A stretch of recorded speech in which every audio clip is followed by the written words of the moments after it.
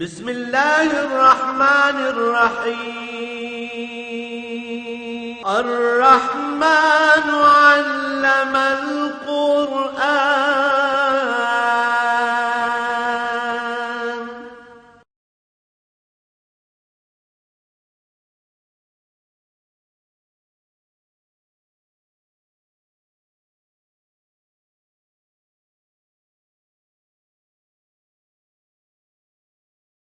الحمد للہ رب العالمین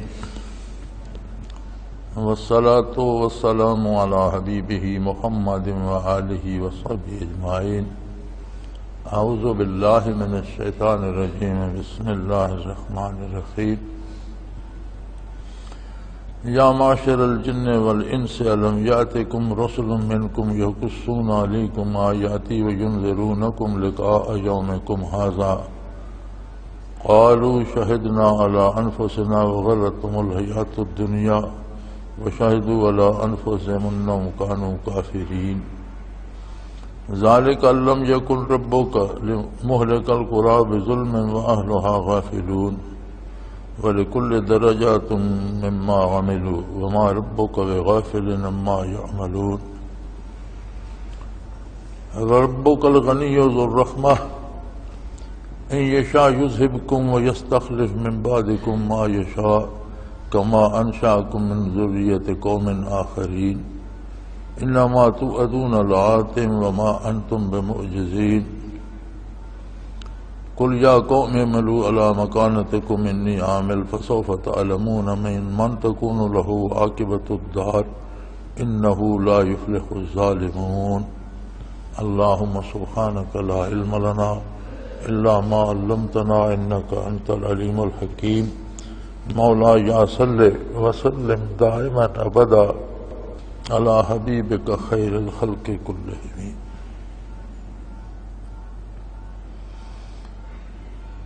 ان آیات مبارکہ کا سادہ با محاورہ ترجمہ یہ ہے کہ اے جنوں کی جماعت اور اے انسانوں کی جماعت، کیا تمہارے پاس اللہ کے رسول تم ہی میں سے نہیں آئے جو تم پر اللہ کی آیات بیان کرتے تھے اور اس دن کے ملاقات سے ڈراتے تھے؟ تو کہیں گے کہ ہم گواہی دیتے ہیں اپنے آپ پر، اور انہیں دنیا کی زندگی نے گمراہ کیا. آج اپنے آپ پر گواہی دے رہے ہیں کہ وہ کافر تھے. یہ اس لیے کہ اللہ کریم کسی آبادی کو زیادتی کر کے ہلاک نہیں کرتے کہ اس کے رہنے والے غافل ہوں، اور ہر کسی کے عمل کا ایک درجہ ہے، اور تیرا پروردگار کسی کے عمل سے بے خبر نہیں ہے. اور تیرا رب غنی ہے، اسے کسی کی احتیاج نہیں ہے، وہ مستغنی عن الخلائق ہے اور بڑی رحمت والا ہے. وہ اگر چاہے تو تم سب کو نابود کر دے اور تمہاری جگہ جسے چاہے اسے پیدا کر دے، جس طرح تمہیں بھی تو اگلوں کی جگہ پیدا کیا.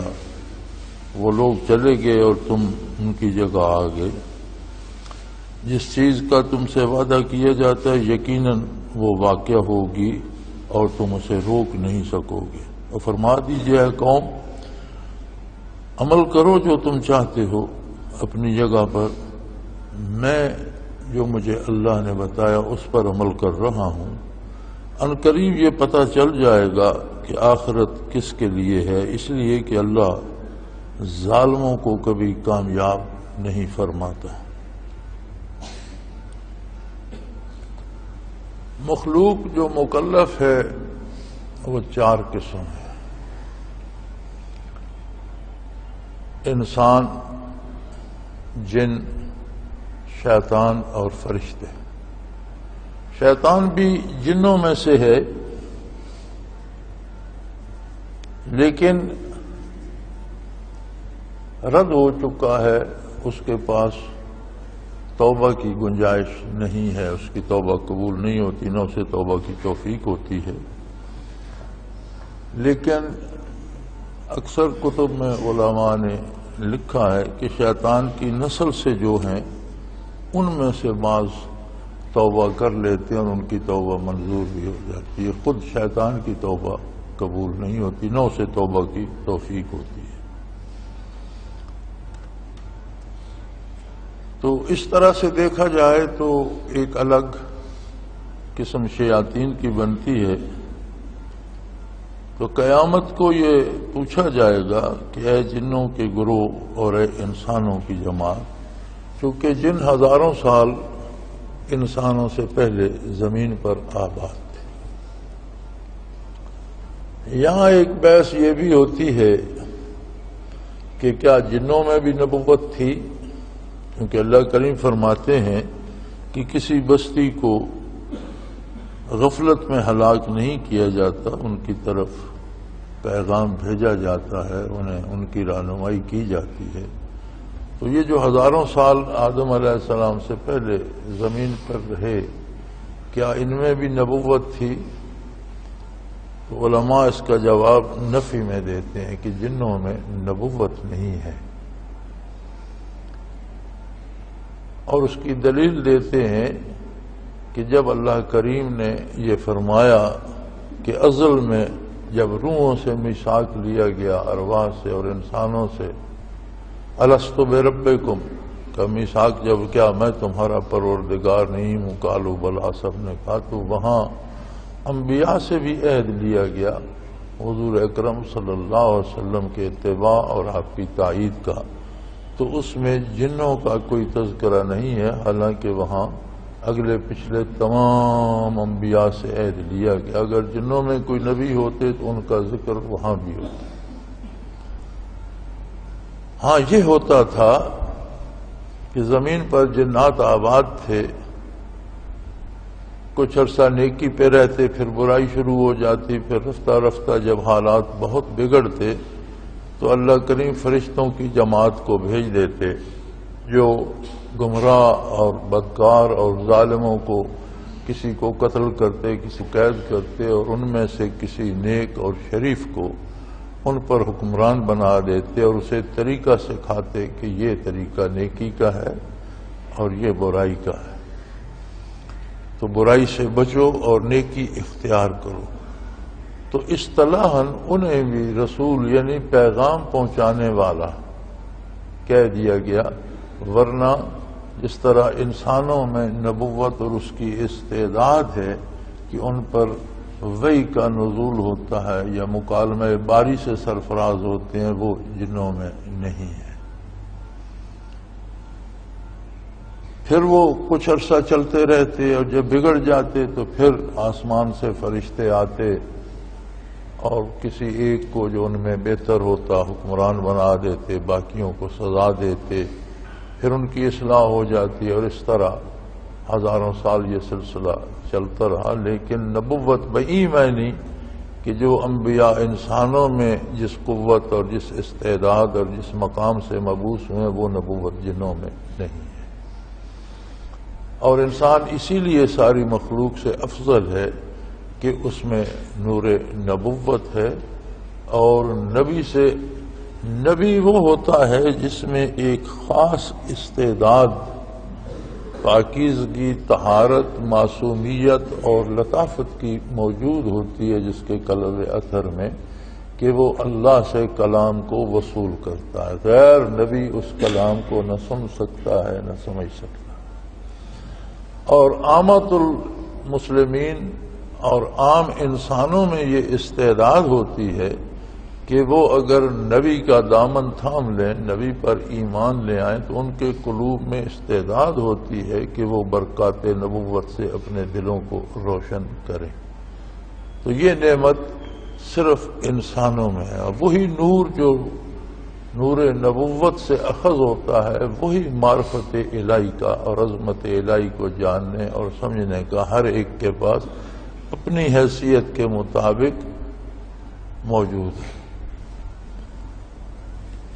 ابلیس بھی کوئی جنوں کا بنیاد نہیں ہے، جنوں کا ابوالجان یا جنوں کا باپ یا دادا نہیں ہے، بلکہ جب فرشتے آتے تھے اصلاح کرتے تھے تو ان میں ایک زمانے میں یہ بچہ تھا اور اسے فرشتے آسمانوں پر ساتھ لے گئے، چونکہ حضور کی بعثت تک آسمانوں پر جانا جنوں کے لیے کوئی مشکل نہیں تھا، آتے جاتے رہتے تھے۔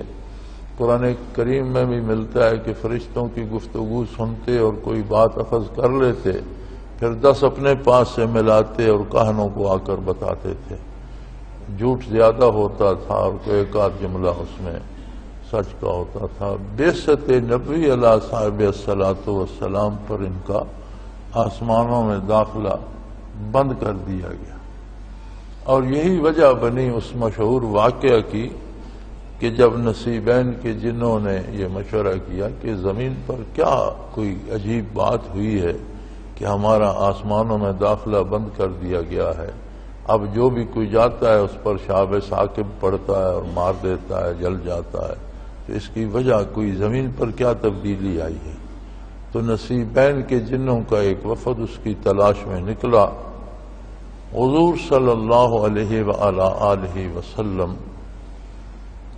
غالباً فجر کی نماز پڑھا رہے تھے، جہاں مسجد جن ہے مکہ مکرمہ میں، حضور طائف سے واپسی پر وہاں نماز پڑھا رہے تھے تو انہوں نے آواز سنی تو وہ رک گئے، انہوں نے کہا ٹھہرو، لگتا ہے یہ کوئی بڑی عجیب بات ہے۔ وہ سنتے رہے آپ صلی اللہ علیہ وسلم کی تلاوت، اور واپس قرآن کریم میں یہ قصہ مذکور ہے کہ واپس قوم کے پاس گئے اور انہیں بتایا کہ وہ کلام جو کبھی موسیٰ علیہ السلام پر نازل ہوتا تھا ویسا کلام ایک ہستی پہ نازل ہوا، اور حضرت محمد صلی اللہ علیہ وسلم اللہ کے نبی مبعوث ہوئے ہیں، اور یہی وجہ ہے کہ ہمارا آسمانوں پر جانا بند ہو گیا ہے۔ اور پھر انہوں نے وہ ایمان بھی لائے اور قوم کو تبلیغ بھی کی۔ دوسری بات جو علماء نے لکھی ہے وہ فرماتے ہیں سارے قرآن کریم میں کہیں جنوں کے ساتھ جنت کے داخلے کی بشارت نہیں دی گئی، بلکہ یہ فرمایا گیا ہے کہ تم میں سے جو نیکی کرے گا یجرکم من عذاب علیم، وہ اللہ کے عذاب سے بچ جائے گا۔ تو گویا قیامت کو جنوں میں سے جو بھلے ہوں گے جنہوں نے نافرمانی نہیں کی ان کو فنا کر دیا جائے گا، جنہوں نے جرم کیا ہے وہ اس عرصے تک اس کی سزا جہنم میں بھگتیں گے، اور بالآخر وہ بھی فنا کر دیے جائیں گے جب اپنی سزا پوری کر چکیں گے، وہ ہزاروں سال ہو یا لاکھوں سال ہو یا کروڑوں سال ہو، یہ اللہ کریم جانے۔ باقی رہنے والی مخلوق یا فرشتے ہیں یا انسان یا شیطان کو کبھی معافی نہیں ملے گی، ابدالآباد جہنم میں رہنا ہوگا، یا اس کی نسل سے یا جو اس کے پیروکار ہو گئے ہیں۔ تو یہ علماء کی رائے، مفسرین کی رائے جنات کے بارے جو ملتی ہے، ارشاد ہوتا ہے کہ اے جنوں کے گروہ اور اے انسانوں کی جماعت، کیا تمہارے پاس میرے پیغام پہنچانے والے نہیں آئے جنہوں نے تم کو بتایا ہو کہ میرے احکام کیا ہیں، اور اس قیامت کے دن کی حاضری سے تمہیں ڈرایا ہو کہ یہاں محاسبہ ہوگا اور احتساب ہوگا اور اعمال کی پڑتال ہوگی؟ تو کیا تمہیں یہ سب کچھ بتایا نہیں گیا؟ قالوا شہدنا علی انفسنا، وہ کہیں گے ہم اپنے آپ پر آپ ہی گواہ کافی ہیں، ہم نے غلطی کی، ہم نے آپ کے بندوں کی بات نہیں سنی۔ یعنی آدم علیہ نبینا علیہ الصلوۃ والسلام تو خود نبی تھے، ان سے پہلے ان لوگوں کی، ان جنوں کی بات کی گئی ہے جنہیں ان پر حکمران مقرر کیا جاتا تھا اور جنہیں نیکی سمجھائی جاتی تھی کہ قوم کو کہو کہ اس طرح کے کام کریں اور یہ کام نہ کریں۔ تو پیغام تو ہر ایک کے پاس پہنچتا رہا۔ تو وہ کہیں گے ہم اپنے آپ پر خود ہی گواہ کافی ہیں۔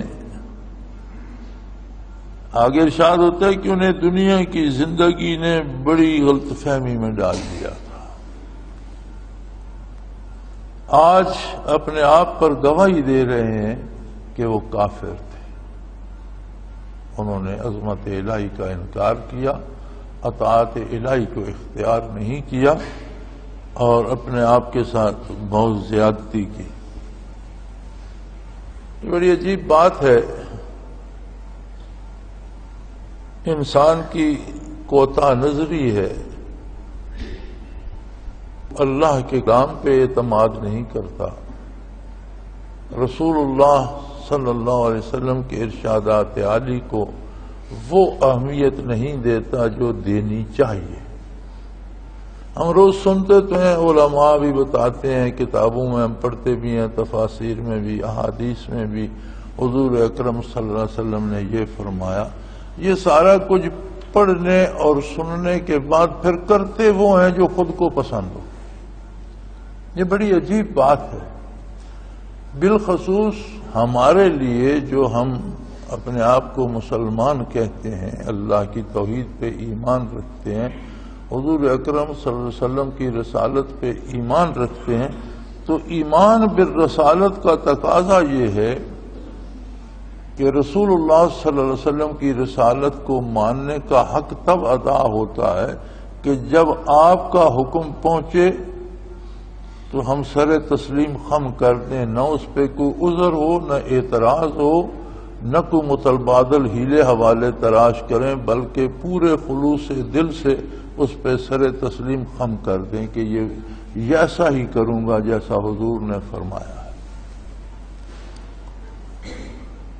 صحابہ کرام رضوان اللہ علیہم اجمعین کی مبارک زندگیوں میں اس کی بے شمار مثالیں ملتی ہیں، بلکہ بعض چھوٹے چھوٹے کاموں میں بڑی عظیم مثالیں ملتی ہیں کہ ایک صحابی حاضر خدمت ہوئے تو ان پر ایک رنگدار سی چادر تھی، تو نبی علیہ الصلوۃ والسلام نے فرمایا کہ یہ تو تمہیں اچھی نہیں لگی، جیسے کسی سرخ رنگ کی چادر ہو، کوئی ایسے لگتی ہو جیسے زنانہ لباس ہے، تو حضور نے پسند نہیں فرمائی، فرمایا یہ تمہیں اچھی نہیں لگی۔ بات ختم ہو گئی۔ کچھ دن بعد حضور اکرم صلی اللہ علیہ وسلم کے سامنے آئے تو آپ نے پوچھ لیا، بھئی آپ نے وہ چادر کیا کی؟ یا رسول اللہ میں واپس گھر پہنچا تو بیوی نے تنور جلا رکھا تھا، میں نے اس میں جھونک دی۔ تو آپ صلی اللہ علیہ وسلم نے فرمایا کہ میرا یہ مطلب نہیں تھا، میرا مطلب تھا کہ مرد کو ایسا لباس زیب نہیں دیتا، آپ بیوی کو ہی دے دیتے، کسی بچی کو دے دیتے، بہن کو دے دیتے، خواتین کے لیے مناسب ہے، یہ لباس مردانہ نہیں ہے۔ انہوں نے سادہ سی بات عرض کی، یا رسول اللہ جس چیز کو آپ ناپسند فرمائیں اور میرے اختیار میں ہو تو پھر وہ باقی رہے کیوں؟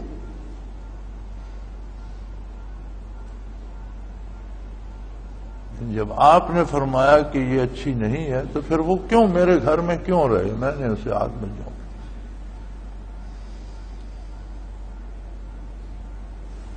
مدینہ منورہ میں بعض اکابر صحابہ کے واقعات ملتے ہیں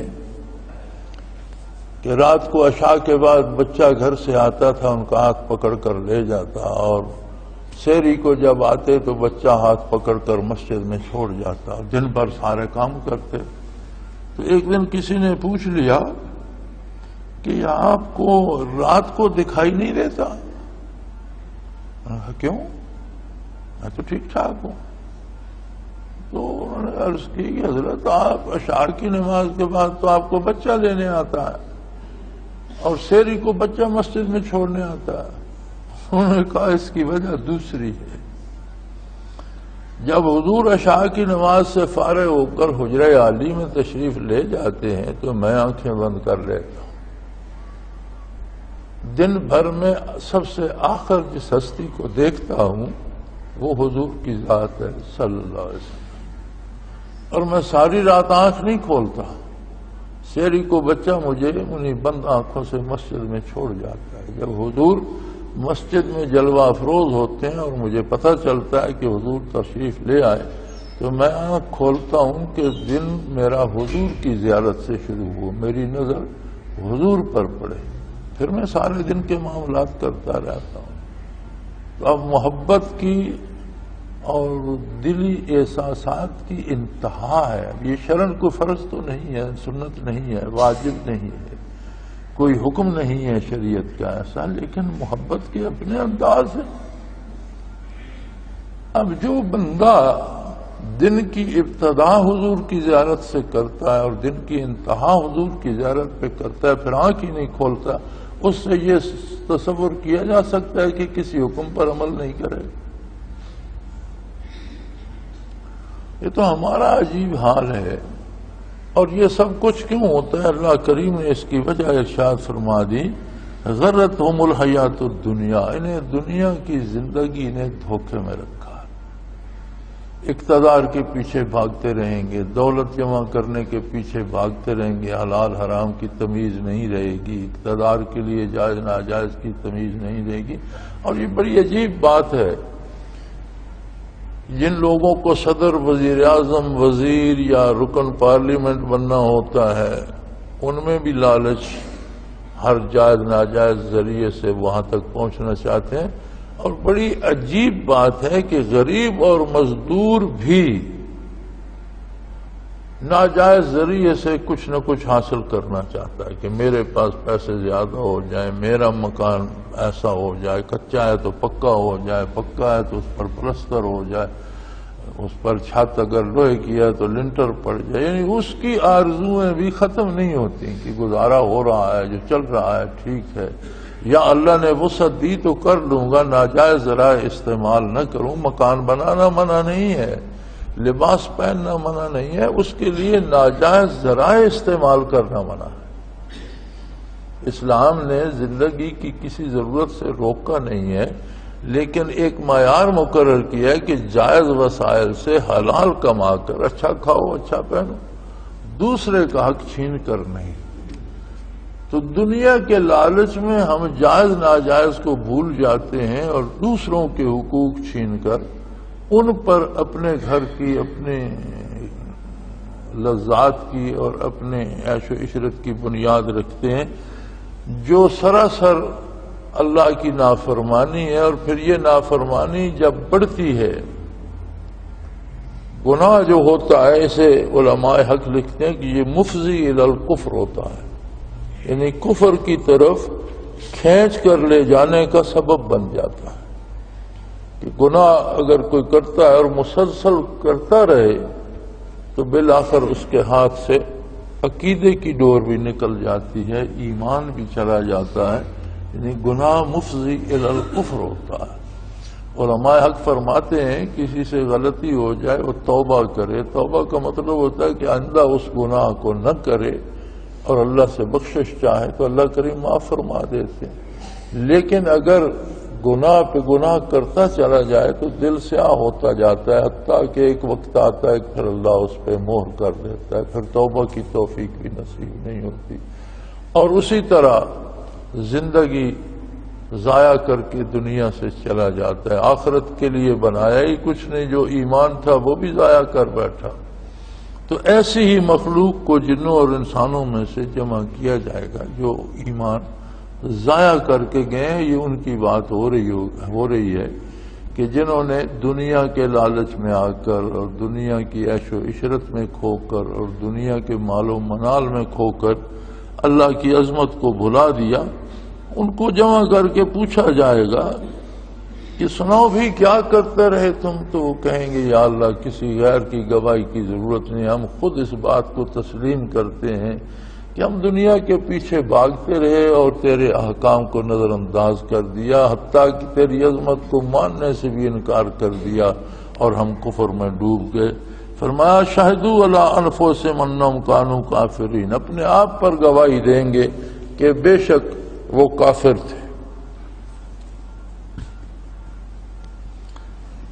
ذالک لم یکن ربک مہلک القری بظلم واہلھا غافلون، اور یہ اتنی پڑتال اور تحقیق اور ان سے اقبال جرم کرایا جائے گا اس لیے کہ اللہ کریم کسی پر رائے برابر زیادتی نہیں کرنا چاہتے۔ کسی کو اس طرح بھی اللہ ہلاک نہیں فرمانا چاہتے کہ ان کے پاس اللہ کا پیغام اور اللہ کی بات پہنچے ہی نہیں اور وہ مانیں گے کیا۔ لہذا اللہ کریم ایسے اسباب بناتے ہیں کہ ہر ایک کے کان تک وہ آواز کسی نہ کسی ذریعے سے پہنچتی رہتی ہے۔ انبیاء علیہ الصلوۃ والسلام جتنے بھی مبعوث ہوئے حضور اکرم صلی اللہ علیہ وسلم سے پہلے، ہر قوم میں اللہ کریم فرماتے ہیں اور ہر بڑے شہر میں ہم نے نبی بھیجا اور پے بپے انبیاء بھیجے، اور پھر جب آپ صلی اللہ علیہ وسلم مبعوث ہوئے تو پوری کائنات، پوری انسانیت اور پورے زمانوں کے لیے ہمیشہ تک کے لیے مبعوث ہوئے۔ اب یہ کتنی عجیب بات ہے کہ ایک ہستی سارائے عرب میں مبعوث ہوتی ہے جو دنیا سے الگ، اس زمانے میں تو نہ ہوائی جہاز تھے، نہ بحری جہاز تھے، نہ کوئی ریل تھی، نہ گاڑی تھی، پیدل سفر ہوتے تھے یا اونٹ گھوڑے پر ہوتے تھے، تو دور دراز عرب کے ایک صحرا میں حضور مبعوث ہوئے اور پوری انسانیت کی طرف مبعوث ہوئے، اور زندگی بھر حضور اکرم صلی اللہ علیہ وسلم جزیرہ نما عرب سے باہر تشریف نہیں لے گئے، لیکن آپ صلی اللہ علیہ وسلم کا پیغام آپ کی حیات مبارکہ میں سلاطین عجم تک پہنچ گیا، حضور نے گرامی نامے لکھے، اور پھر نبی کریم صلی اللہ علیہ وسلم کے پردہ فرمانے کے بعد 23 برس قرآن کریم نازل ہوتا رہا، اعلان نبوت کے بعد 23 برس حضور اس عالم فانی میں جلوہ گر رہے۔ اس کے بعد خلافت راشدہ کا عہد آیا، اور پہلے 23 برسوں میں، یہ انسانی تاریخ کا عجیب عہد ہے کہ 23 برسوں میں شمال سے جنوب اور مشرق سے مغرب تک آقا نامدار صلی اللہ علیہ وسلم کا پیغام پہنچ چکا تھا۔ یہ اعزاز ہے خلفاء راشدین رضوان اللہ علیہم اجمعین کا کہ آپ کا پیغام پہنچانے کا کام اور منصب جلیل اللہ نے ان سے لیا، اور 23 برسوں میں سائبیریا سے افریقہ تک اور ہسپانیہ سے چین تک فتوحات اسلامیہ پہنچ چکی تھی۔ معلوم دنیا کے 3 حصے مسلمانوں کے زیر نگیں آ چکے تھے، اور 1/4 جو باقی تھی، کیا وہاں وہ پیغام نہیں پہنچا ہوگا جس نے دنیا معلوم کے 3 حصے پر غلبہ حاصل کر لیا تھا؟ اور تب سے لے کر اب تک شمال سے جنوب اور مشرق سے مغرب تک کوئی ایسا لمحہ نہیں کہ روئے زمین کے کسی نہ کسی شہر میں، کسی نہ کسی گوشے میں یہ آواز بلند نہ ہو رہی ہو، اشہد ان لا الہ الا اللہ، اشہد ان محمد الرسول۔ سورج کی گردش کے ساتھ ساتھ اوقات صلاۃ بدلتے چلے جاتے ہیں، اور آگے سے آگے اذان ہوتی چلی جاتی ہے، ہر جگہ 5 اذانیں ہوتی ہیں دن بھر میں، لیکن جوں جوں دن سفر کرتا ہے، رات آگے چلتی ہے تو پیچھے پیچھے اذانیں چلتی رہتی ہیں، اور پورے دنیا کے گلوب کے گردا گرد 24 گھنٹوں میں کوئی لمحہ ایسا نہیں کہ کسی نہ کسی جگہ اذان کی آواز بلند نہ ہو رہی ہے۔ یعنی ہر بندے تک پیغام پہنچ رہا ہے، اگر وہ مان نہیں رہا، عمل نہیں کر رہا، تو صرف وہ دنیا کے پیچھے پڑا ہوا ہے، دنیاوی لذات کے پیچھے پڑا ہوا ہے، خواہشات کی پیروی کے پیچھے پڑا ہوا ہے۔ اور یہ بڑی عجیب بات ہے، آپ اگر مذاہب باطلہ کا مطالعہ فرمائیں، اسلام کے علاوہ جتنے بھی مذاہب ہیں، ہمارے دانشور تو بڑی عجیب و غریب باتیں کرتے ہیں۔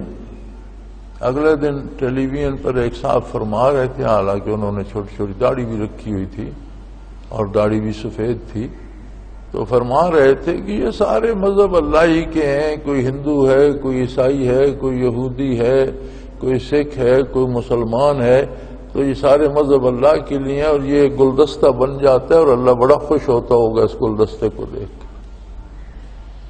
یہ تو ہمارے دانشوروں کا حال ہے کہ جس چیز کو اللہ و اللہ کے رسول نے باطل کہا ہے، جس کو قرآن کفر کہتا ہے، آپ اس پہ اللہ کی خوشی کا مدار رکھ رہے ہیں۔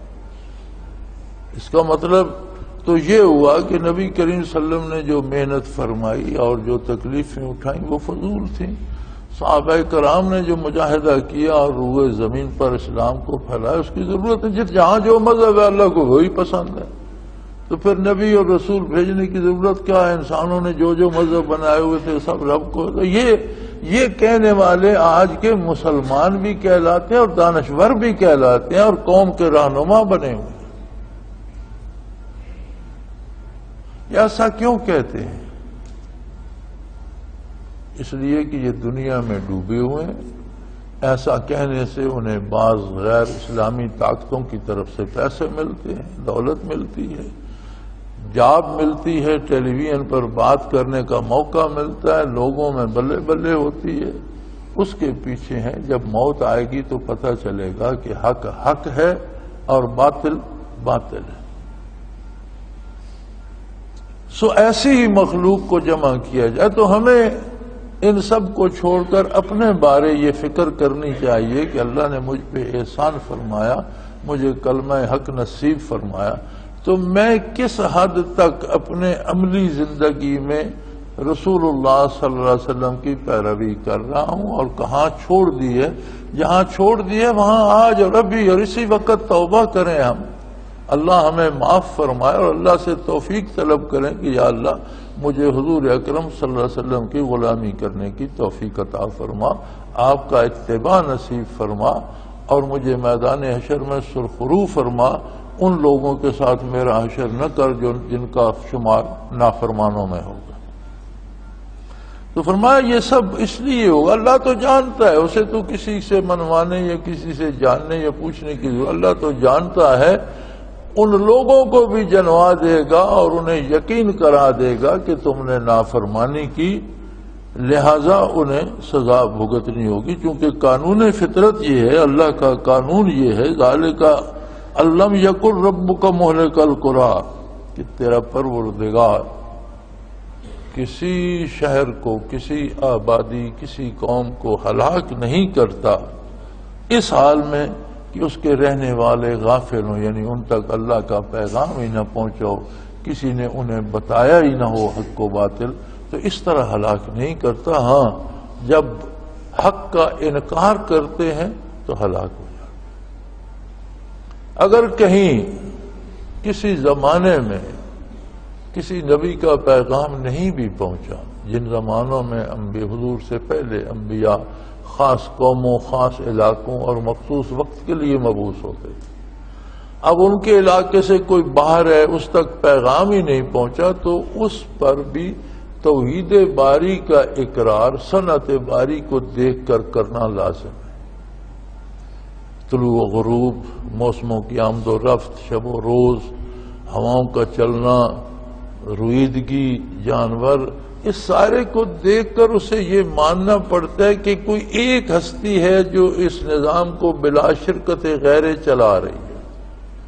اگر دو ہستیاں ہوتی تو کہیں تو اختلاف ہوتا، کہیں کوئی جھگڑا ہوتا. ایک کہتا بارش برساؤں گا، دوسرا کہتا بھی نہیں برسانی. ایک کہتا سورج طلوع کرنا ہے، دوسرا کہتا نہیں گھنٹے بعد کریں گے. ایک کہتا کہ اس بیج کو اگانا ہے، دوسرا کہتا بھی نہیں اگانا. کوئی دوسری کرنے والا یا انکار کرنے والا ہے نہیں.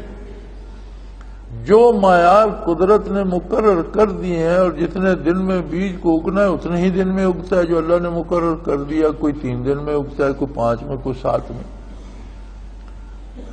اسی طرح جتنی تراوت اسے اگنے کے لیے چاہیے وہی ہوتی ہے تو وہ اگتا ہے، نہیں ہوتی تو نہیں اگتا. یعنی جتنے یہ ذرائع اور اسباب ہمارے سامنے ہیں، ان کے نپے تلے انداز ہیں، اس سے ادھر ادھر نہیں ہوتے.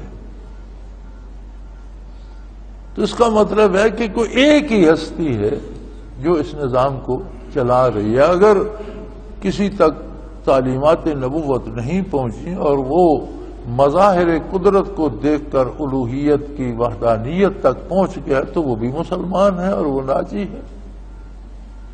لیکن جہاں اللہ کا پیغام پہنچ جاتا ہے، جنوں پر بھی آدم علیہ السلام سے پہلے بھی جو بادشاہ یا جو حاکم مقرر کیے گئے، ان کے ذریعے انہیں نیکی اور بدی کی باتیں فرشتوں نے سمجھا دی. اور جب آدم علیہ السلام آئے تو پھر نبوت آ گئی، پھر جنوں کو انبیاء کے تابع کر دیا گیا کہ جو نبی مبعوث ہوگا اس کی اطاعت تم پر بھی لازم ہے. تو فرمایا اللہ کا قانون یہ ہے کہ کسی کو زیادتی کسی پر نہیں فرماتا. ہاں اس کا پیغام سننے کے بعد یا اس کے مظاہر قدرت دیکھنے کے بعد بھی جو نہیں مانتا، پھر وہ اپنے کردار کی وجہ سے عذاب میں گرفتار ہوتا ہے۔ وَلِكُلٍّ دَرَجَاتٍ مِّمَّا عَمِلُوا، اور ہر عمل کا اور ہر عمل کرنے والے کا ایک درجہ ہے، سب کو ایک جیسا نہ انعام ملے گا، نہ سب پر ایک جیسا عذاب ہوگا۔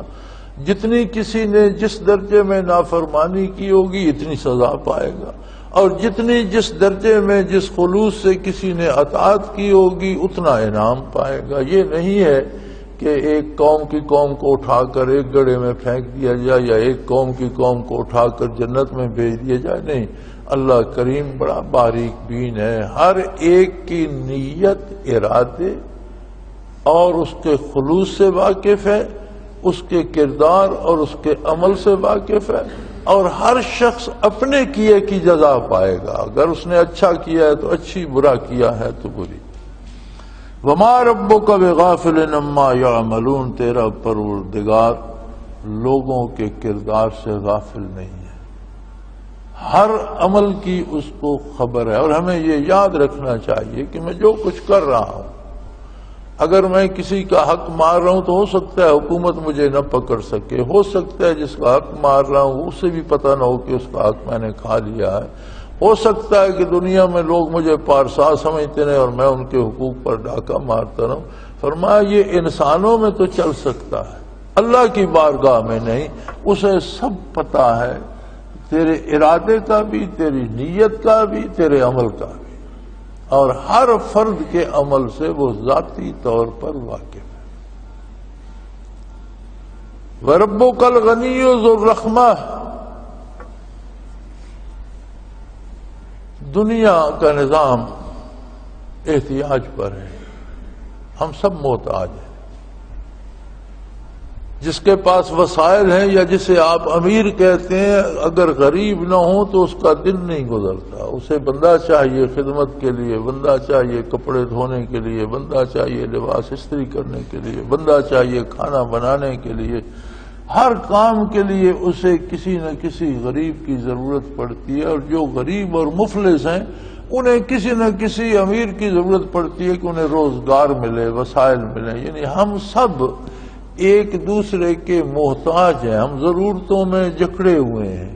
بیمار کو ڈاکٹر کی ضرورت ہے، لیکن ڈاکٹر بھی اگر لوگ بیمار نہ ہیں تو ڈاکٹر کا دواخانہ بھی بند ہو جائے، اس کا شفا خانہ بھی بند ہو جائے، وہ بھی محتاج ہے کہ بیمار اس کے پاس آئیں۔ دنیا کا نظام احتیاج پہ ہے، ہم سب ایک دوسرے کے محتاج ہیں۔ جاہل کو پڑھے لکھے کی ضرورت ہے تو پڑھے لکھے کو بھی ان لوگوں کی ضرورت ہے جو اس سے علم سیکھنا چاہیں یا اس کے علم سے استفادہ کرنا چاہیں۔ لیکن اللہ جل شانہ کسی کا محتاج نہیں، وہ غنی ہے۔ ساری مخلوق نہ ہو اس کی عظمت میں کوئی فرق نہیں پڑتا، اور اسی طرح کی ہزاروں مخلوقیں اور ہو جائیں پیدا کر دے تو اس کی عظمت میں کوئی فرق نہیں پڑتا۔ مخلوق اس کی محتاج ہے، وہ مخلوق کا محتاج نہیں۔ تم آپس میں ایک دوسرے کے محتاج ہو تو کتنا لحاظ رکھتے ہو ایک دوسرے کا۔ کوئی کسی سے بگاڑنا نہیں چاہتا کہ میرا یہ نظام چلتا رہے، یہ بندہ میرے پاس کام کرتا رہے۔ کوئی مزدور، کوئی غریب کسی بڑے آدمی سے بگاڑنا نہیں چاہتا کہ میرا روزگار چلا جائے۔ تو وہ جو بغیر کسی غرض کے، تم سے اسے کوئی غرض نہیں ہے، وہ غنی ہے، وہ محتاج نہیں ہے، تو وہ تمہیں کتنی نعمتیں دے رہا ہے جس سے اس کی کوئی غرض نہیں۔ تم ہو تو بھی کوئی فرق نہیں پڑتا، نہ ہو اس کی عظمت میں کوئی فرق نہیں۔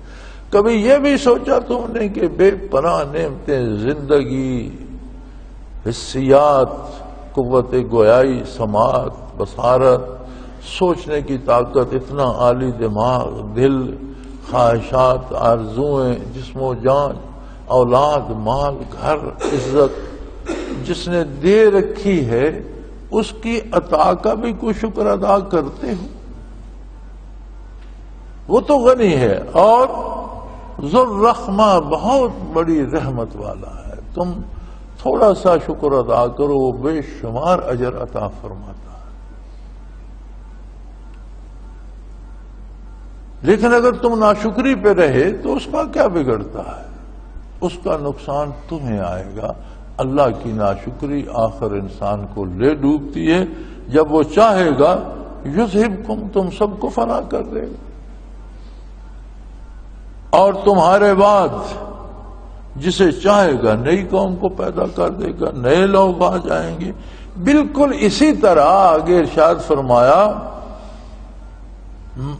کما انشأکم من ذریۃ قوم آخرین، جس طرح تمہیں پہلوں کی نسل سے پیدا کر دیا۔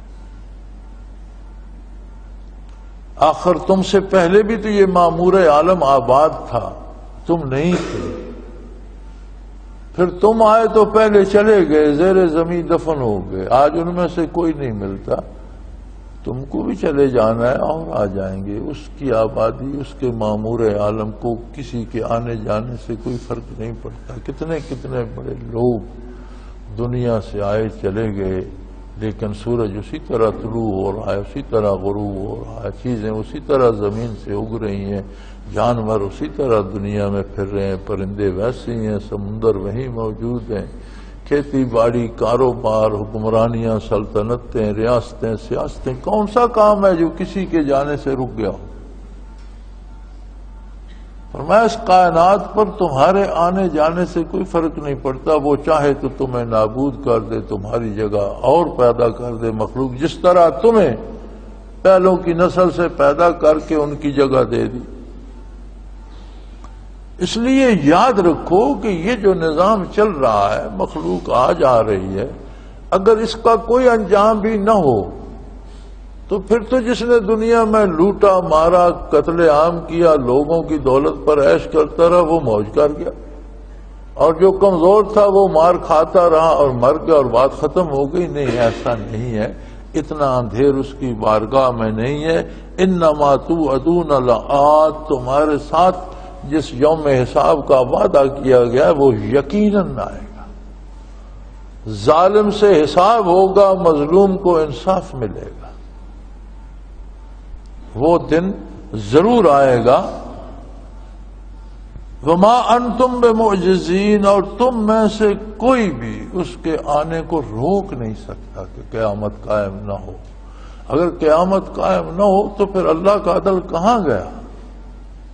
پھر تو ظالم اور بدکار جیت گئے کہ انہوں نے دنیا میں لوگوں کو قتل بھی کیا، ان کی عزتیں بھی لوٹی، مال بھی لوٹا، عیاشی کرتے کرتے دنیا سے مر گیا۔ اس کے بعد اگر انہیں کوئی پوچھنے والا نہیں تو پھر تو موج میں وہ رہے، اور کمزور مار کھاتا رہا یہاں اور پھر مر گیا، فنا ہو گیا۔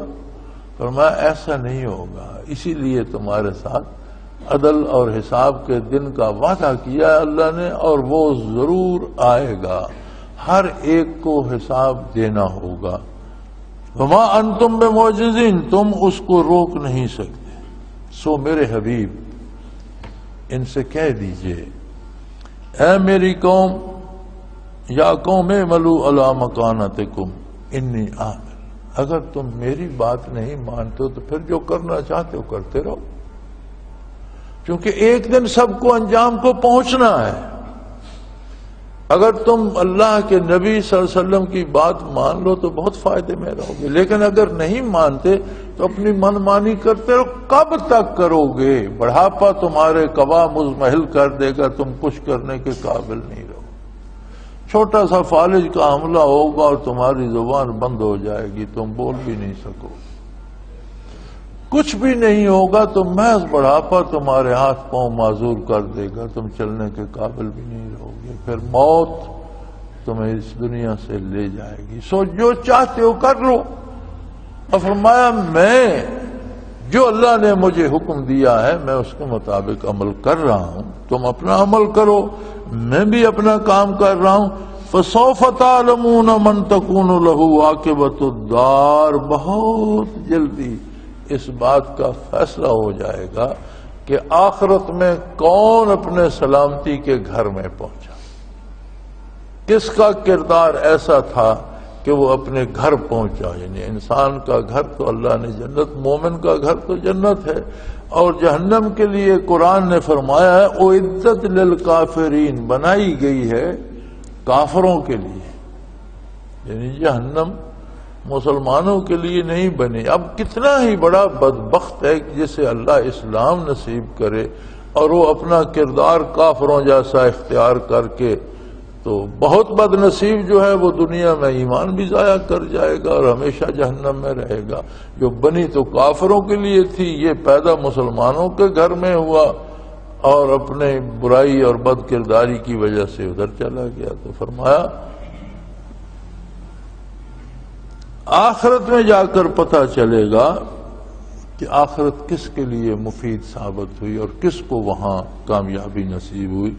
اس لیے کہ یہ اصول ہے انہ لا یفلح الظالمون، اللہ ظلم کرنے والوں کو کبھی ان کی بہتری نہیں کرتا، کبھی انہیں کامیابی نہیں ملتی اور آخرت کی ناکامی ان کا مقدر بن جاتی.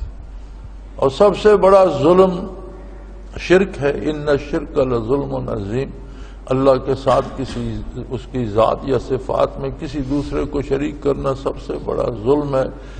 پھر ہر حکم کی اہمیت کے مطابق اس کی نافرمانی اتنا ہی ظلم ہے. فرض کا ترک کرنا اہمیت کے مطابق جرم ہے، سنت کا سنت کے مطابق، واجب کا واجب کے مطابق، مستحب کا مستحب کے مطابق. گویا یہ زندگی ایک جد مسلسل ہے. ہم اثناء سفر میں ہیں اور ہمیں گھر پہنچنا ہے. اب اگر کوئی حضور اکرم صلی اللہ علیہ وسلم کے بتائے ہوئے راستے پر ان آداب اور ان قواعد کے ساتھ چلے گا جو حضور نے فرما دیے، تو وہ سلامتی سے اپنے گھر پہنچ جائے گا.